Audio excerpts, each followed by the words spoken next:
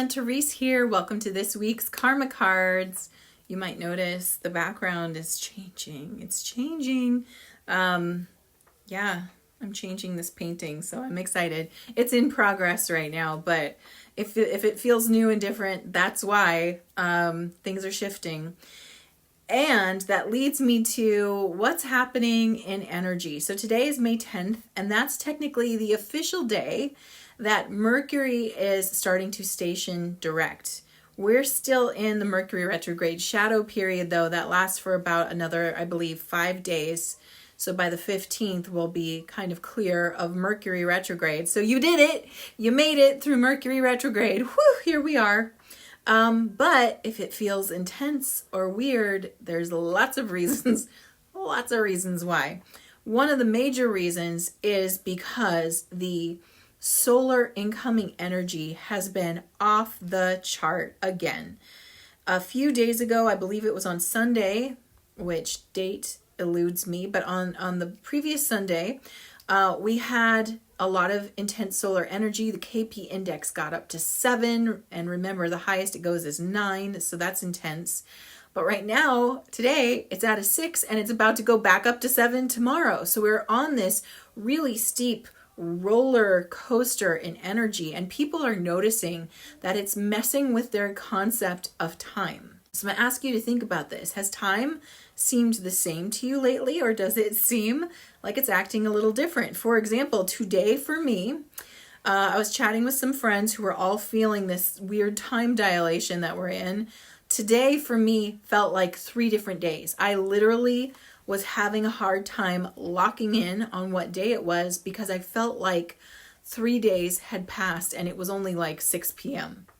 It's nuts. Even now I'm like, I feel like I have so much time to get everything done today. You know how there are days where you feel like you're not really pushing yourself, but time's moving so fast you still can't get things done? Well, today is one of those days where I had a lot to get done, and I am in shock of how much time I've had to get it all done. I've literally done so much today that it felt like 3 different days. And in the middle of it, I was able to stop and take my kids to the playground and come back and keep going. It's been awesome, actually. I kind of enjoy it. I feel very productive today, and I, knock on wood, hope we get that tomorrow. But you might be feeling that. And with these solar influxes comes, solar radiation. That's part of it. But that solar radiation is helping you to transform or we're turning into the X-Men kind of. We're in a radioactive field and we're mutating, but in an awesome way. And again, that mutation is not harmful and negative, but rather helping us to ascend into our higher light bodies little bits at a time. But when it comes in, right, it pushes out toxins, it pushes out lower frequencies, and we can experience that as ascension symptoms. So if you are feeling ascension symptoms, and these can be anything from like joint aches to flu-like symptoms to heart palpitations to headaches that won't go away, light sensitivity, feeling like vertigo feelings, all of these things come in with ascension. Doesn't mean you shouldn't check it out. If you're seriously concerned, make sure you check in with your healthcare provider. Just know that these are part of what's going on, and you might be feeling that. And so what are ways you can help yourself? Well, lots of water. Make sure that you're putting mineral salts in your water. This can be, pink or gray sea salt in the water works really well. If you have trace minerals, which is what I use, adding a few drops of those works awesome. Putting a little electrolytes in your water, also very helpful. And I really find that fruit in water, which is always delicious, is always beneficial. So you might notice like me drinking water and I've got like a ton of fruit. I've got some blackberries, lemon, and lime going on in there. I find it really helps. And I think it's because of the sacred geometry that's found in fruit. That's something I learned about from my friend Amber Romaniak, who is an emotional eating, mindset, gut, and hormone health expert. So she's talked to me about the sacred geometry in fruit, which definitely raises the frequency of fruit, and you might find that you're craving fruit. And did you know that fruit can have spiritual meanings associated with it? And a really easy way to find out is simply like Google the fruit you're craving and ask, what's the spiritual meaning associated with this food? And you'll find out. For example, I've been on a grapefruit kick. Like I've always enjoyed grapefruit, but lately I've been like, my mouth waters when I think about eating grapefruit. It's high in vitamin C, but it also is considered one of the purifying fruits. And so it has this sort of purifying energy effect, and it uplifts and creates a lot of joy. So I love that. And that's something you should check out. To wrap it up, there's a lot going on in energy. Planetary wise, we've got a few conjunctions. We're getting close to the sun moving into Gemini, and we've got a new moon coming up next week. So we're going to talk about that more when we get to next week.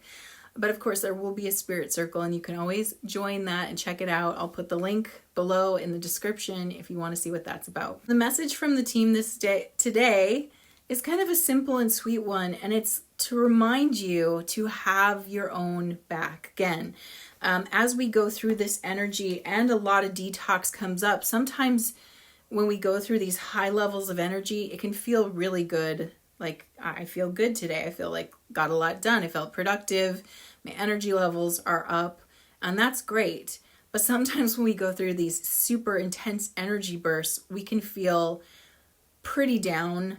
And as we're detoxing, a lot of both negative toxins in the body, but also it's purging negative thought forms. So that's one of the things that keeps us in a lower frequency, our lower thought form attachments. And thought forms really do become like their own entities. In fact, I would say that most negative entities are simply negative thought forms that sort of had a long enough shelf life that they've sort of developed into a sentient type consciousness. And of course, when we're holding our own negative thoughts, it attracts more negative thought forms to us. So as we're detoxing and releasing it, it's like all of a sudden we're sort of experiencing it and seeing it as it's sort of coming out of us. And it can be easy to allow the ego to like glom onto that and tell you, well, things are crap and they're getting crappier. Just look at the world, look at where things are going. Do you really expect it to get better? These thoughts can come up as you're trying to raise your frequency, as your cellular system is raising in frequency.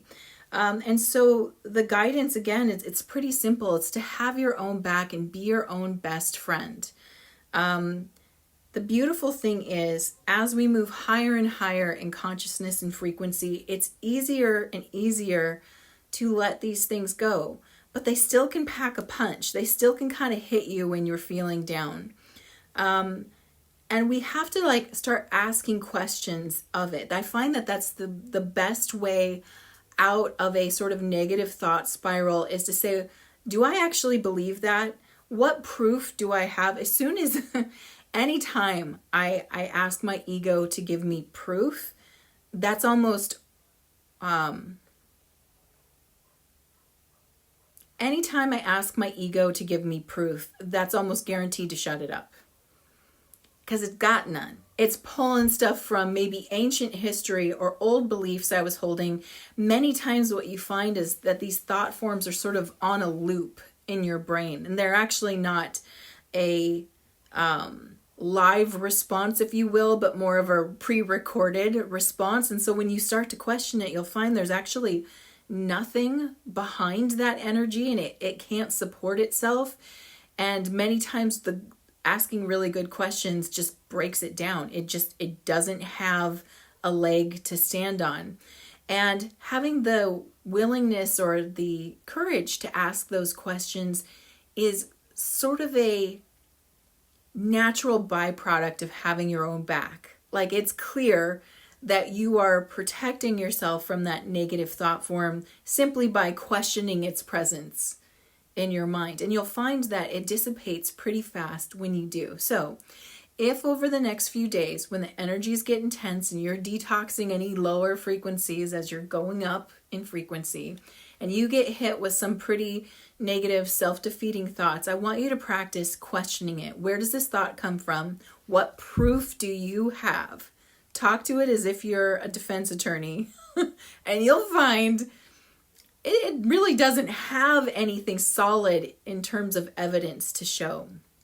And then you can point out, if you really want to take it and go even higher in frequency, point out to yourself at least 2 or 3 examples of the opposite. So if it's telling you you're not a creative person, point out a couple examples of how creative you are, or you're not loving or lovable or appreciated. Whatever the thoughts are, question it, ask it for proof, and then give proof of at least 2 or 3 examples of the opposite. I promise you it will quell itself and go away, because it just can't win when you're standing in your power. And so with that, let's go into this week's karma cards. All right, so if you're new to karma cards, let me quickly show you how these work. I have 3 decks here: planets, signs of the zodiac, and the houses of astrology. And I've already asked my team, what is the message you have for us this week? And I've got 2 sets of answers, a set in red, which are action related, and a set in blue, which are outcome related. And the way that you play is you feel in with that beautiful intuition of yours and decide, do you need action related guidance, or do you want outcomes? How are things resolving over the next week? And of course, you can always choose both. And while you're choosing, let me tell you the timing for this reading. This reading is for May 10th through May 17th. And the flavor of this reading, this is interesting. We've got a very watery reading, so a lot of emotional stuff in this one. We've got the planet Pluto, which rules over Scorpio, showing up. So this is the power purged planet. So just like I had just said about standing in your power, we're going to be getting more about that in the emotional sector of Cancer. So this is about getting in touch with not only your feelings, but your intuition as well. And this is the sign that would sort of represent that insecurity of self in its shadow form. And then we've got Scorpio coming up again, because Scorpio rules the 8th house, which is the house of mystery, or, sex, love, and taxes, and life and death. It's kind of the mystery zone. It's one of the deepest parts of the zodiac. So we've got a lot of depth and purging and feelings coming up in this reading. All right, if you are choosing action, your spiritual action at this time is to resurrect your feelings as a life or death issue. So what I get from this is it's really important to get in touch with those feelings. Now, feelings don't always tell us the truth. So feelings aren't facts, but feelings let you know which way your frequency is going. Is it going in alignment with your soul path, with the direction you truly wish to go in, or is it going against you? Your feelings act as that GPS system to let you know if you're on the path or if you strayed off. So it's important to pay attention to them. And right now they're saying it's extra important as we're going through this energy. And as I think back to what the message was from the team, to have your own back, right? So again, feelings aren't facts. And as a person who's naturally very emotional, naturally very sensitive, when I was younger, I struggled with that one because my feelings very much felt like facts to me. They felt like the real deal. And it wasn't until I learned that our feelings are letting us know if our thoughts are in alignment with who we truly are or not. So our feelings come from how we're thinking about things. And so it can be hard to track the thought or the thought form if there's a negative attachment. It can be hard to track that sometimes. Your feelings help you identify what you're thinking. So if you stop and ask yourself, what am I feeling right now? And you tune into it. And once you get that feeling locked in, you're like, okay, I feel insecure. And then you ask yourself, why do I feel insecure? So if that's the one I'm going to go with, what would make me feel insecure right now? Well, I'm on camera, I'm talking to myself, I'm going to put this out there. My brain's probably thinking about what are people going to think about this, right? So now I know that my thoughts are going in a very negative direction. If I'm feeling insecure, apparently there's something there that I'm not totally down with or secure about. So that gives me an opportunity to go, is that where I want to go? Am I really desiring to go down this rabbit hole where I feel less and less sure of myself. And my internal self responds with, no, that's not where you want to go, right? And that allows me to then reconsider the thoughts I'm thinking and correct them. And this is serious business right now, life or death. It's the time to do it. Make it real serious so that you can kind of regain balance and the momentum you desire as you move forward. Mental action at this time. Get to the heart of attitudes from the past about getting and using power. Again, this is interesting. So again, this is going back into our understanding of what power is. And it reminds me of another reading I did this week where I was just simply talking about how many times we are sort of influenced to think about things a certain way, right? We're influenced through television, through movies, through the news, through literature, to think about things a certain way. So many times when we see villains, for example, what is it they want? They want more power. Or when we think about the negative timeline people, what do they want? They want more power. But what we have to understand is they've convoluted the word power with control. Not the same, not the same thing, because there is a power greater than all of us that we can't control, and yet it is a benevolent energy, right? So they want you to conflate power with control. And what this is asking us to do is to consider, have I thought about power and what it truly is? What is power when it comes to electricity? Is that about control? What is power when it comes to a higher power? Is that about control, right? Like I'm not trying to do the work for you here. Maybe your brain doesn't conflate power and control and you've never made that conclusion. I'm definitely pulling from my own past experience about what I believed power was and why it was so unappealing to me.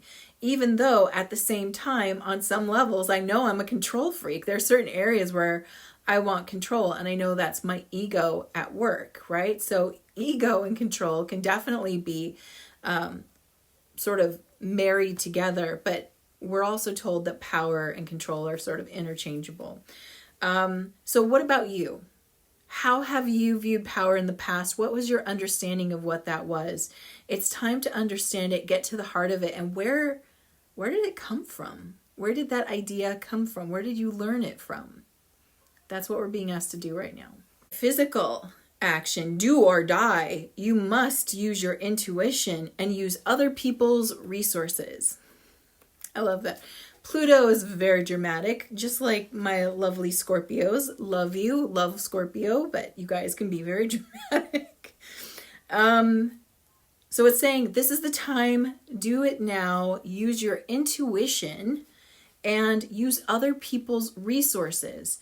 And other people's resources, typically in the 8th house, a lot of the times has to do with money, but that's not the only resources other people can offer you. So other people's resources might be the research they've done. It might be a video similar to this one. It might be somebody's willingness to listen to you or hold space. There's so many resources humanity offers that we offer one another. So it's okay to use those, and using them is not the same as abusing them. They're there for you. Many times, content creators like myself, we put things out with the intention that you will see it, you will use it, and get something out of it. So know that there's so many resources around you at this time, and make it a focus to use your intuition on what resources you need at this time. Maybe you want money or need money. Maybe you need support. Maybe you need guidance. Maybe you need information. But tap into that. What is it you need? And then go access it. It's available for you now. So now let's do outcomes for Pluto in Cancer in the 8th house of mystery. And the spiritual outcome at this time is the need for control of intuition to protect personal power. So here's the control. And Pluto is the power planet, but here it is, power and control. Sometimes getting crossed. Control is definitely like more of a shadow aspect of how power would be used. The need for control of intuition to protect personal power. You know, when I listen to this and I think about it, the image that comes in is something I do pretty much every night. I have friends who are like top notch at doing this, but I literally put a pyramid of protection around my home, and sometimes I put it around my neighborhood, and other times I see how much I can spread this energy out, but I always put one around my home. And so it reminds me that one of the things that we need to understand is we are sovereign beings, but that doesn't mean we're naturally protected unless we invoke it. So invoking, because you have free will, and no energy, higher you or angels or God or anything else, is going to assume you want protection. You are granted protection all the time should you ask for it, and there is a natural sort of protective energy when you are working with the positive polarity, when you're working for the good of all. There's sort of a natural love shield that happens, but your own personal protection is something you have to choose. That's why there's so many people who, they're very intuitive, they're very sensitive, and they're like raw and open, and it seems like everything sticks to them. Why? Because they haven't invoked their natural protection. There are other people who are same levels of intuitive and powerful and emotionally open that seem to like things just don't stick to them. And why? Because they're invoking that protection. So what I'm seeing here is control of intuition to protect personal power. It's really like tap into, where do you feel like you need protection? Are you asking for protection? Are you assuming you're protected? Because the assumption isn't the same as actual protection. So what I like to do is I like to remember that I'm always receiving what I ask for. So I remember to ask, I remember to invoke it. I also remind myself that invocation of protection isn't like one and done. I have to keep asking for it if I feel like I need it. So I've just kind of trained myself to do it to the point where I don't even think about it. If I feel like a lower emotional energy that I'm not liking, I'm like, right, I'm asking for all this protection, put it around me, clear me, cleanse me, get rid of this, and now surround me with protection. And as I do that, I often feel that it's working. So tap into your intuition, consider what you need to feel that your personal power is stabilized and protected. Mental outcome at this time: an obsession with attitudes from the past about the mysteries of life. All right, so again, we're dealing with dramatic Pluto here.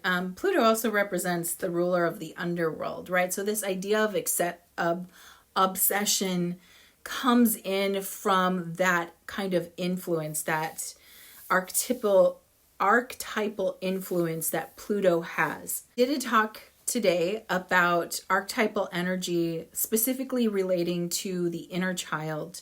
And that's going to be up on my channel soon after this video is up. So it'll be part of the Shining the Light On podcast I do with Amber. But we were talking about this archetypal energy, and one of the archetypes that comes up with the inner child is the wounded child. And the reason this is coming up is because of the attitudes from the past. One of the things that happens with the wounded child is they're sort of stuck in the trauma that they've experienced. So if you find that you're holding on to, for example, if you are so identified with the trauma and pain of your past that you believe it influences you now, that's kind of how you can know that you're sort of obsessed with or stuck in that past position, that you're literally viewing your free will and your actions through the lens of what had happened to you. And so this is asking us to consider or recognize that might be going on. So let's say these thought forms do come up and we're expressing them. Remember how the team was saying, remember to be your own best friend and have your back. These things come up and you start expressing them. And if you're having this experience of going over and reviewing your pain and you're sort of re-traumatized by that pain again, what it can let you know is you're sort of stuck in the frequency of that. and that there's obviously more healing that can be done there to set yourself free from it. But this is letting us know that there's a good probability that the mind's going to go to these places and get stuck with it. Also, in regards to the mysteries of life, this is where a lot of religions fill in the blank, or a lot of belief systems fill in the blank. And one of the things that human beings tend to do is we tend to lock into a belief system and hold it and be like, this is the truth, this is my truth, this is what it is. Even if we have been shown more, we can cling to these belief systems. And so that's another interpretation of this message, is that there's a good chance that whatever you believe answers the question of the mystery of life, maybe something you had discovered in the past, and you're kind of locked into it. You're like, I can't let that go, because this belief is what I've learned and it feels right and I want to hold on to it. We're often taught by philosophical teachings to kind of hold information lightly, like you want to hold it like an open hand or a bowl, right? And let the information come in and out, and not try to like close it and capture it. Because once we do that, we've also closed the mind. So open mind, all information can come in. Closed mind has already like grabbed the information and is holding it, and nothing else gets in. We might be struggling with that. this thing, we might be struggling with that over the next week as well. And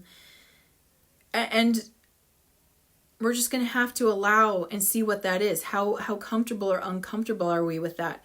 In fact, if you watch the What in the World reading I did this week about AI, you're going to see me actually have that moment there where my brain was like, no, I know what this is.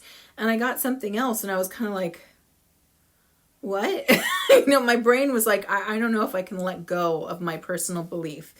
So that's interesting. You get to kind of see me act that out. But you might have that experience as well.